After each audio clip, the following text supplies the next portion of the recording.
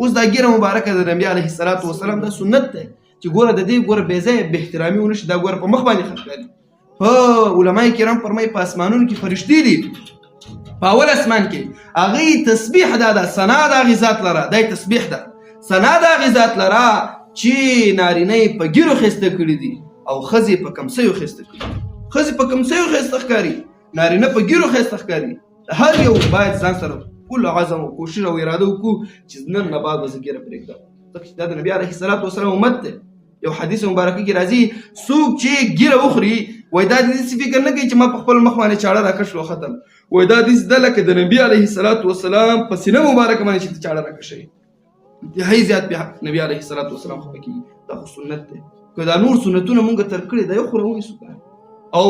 نبي علیه الصلاة والسلام مبارک فرمایي چې څوک زما یو سنت ژوندی کړي یو فقط یو سنت مې ژوندی کړي په داسې وخت کې چې هغلته فساد وي د فساد زمانه وي الله تعالی به دې انسان ته د سلو شهیدانو ثواب ورکړي.